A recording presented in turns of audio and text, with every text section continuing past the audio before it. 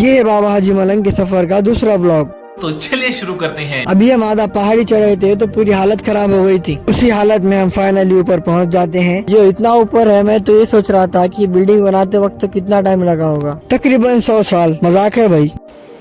ठीक है। 4 घंटे से चलने के बाद हमें दिख जाता है बाबा हाजी मलंग की दरगाह का कमान। फिर हम अंदर आ जाते हैं। रास्ते में बहुत ही पानी आ रहा था, फिर भी हम आगे बढ़ते हुए चलते हैं। कुछ देर और चलने के बाद मुझे सामने दिख जाता है बाबा हाजी मलंग के मजार का गुम्बद। यहाँ पर आते ही सबसे पहले हम वजू करते हैं, फिर उसके बाद हम जाते हैं दुरूद सलाम पेश करने के लिए। कुछ देर ही रुकने के बाद हमारे पेट में चूहे झगड़े कर रहे थे, इसलिए हम उन्हें शांत कराने के लिए आ जाते हैं खाना खाने के लिए। खाना खाने के बाद हम अपने सफर को जारी रखते हुए चलते हैं नीचे की ओर। खाना होने के बाद चाय पीना जरूरी है, इसलिए हम आ जाते हैं इस होटल पर और गर्मा गर्म चाय की चुस्की मारते हुए एक नंबर मजा आ रहा था। चाय पीने के बाद हम नीचे जा रहे थे। थोड़ा देर चलने के बाद सुल्तान के पैर में दर्द हो रहा था। उसके बाद वो मुझे कहता है, साला ये दुख का खत्म नहीं होता बे।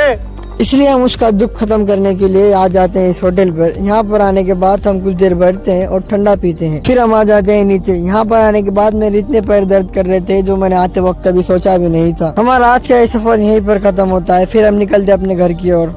पहली फुर्सत में निकल। आज का ये व्लॉग यहीं पर खत्म होता है। फिर मिलते हैं अगले मिनी व्लॉग में। अगर ये व्लॉग पसंद आया तो इसको लाइक करो, शेयर करो और मुझे फॉलो भी करो।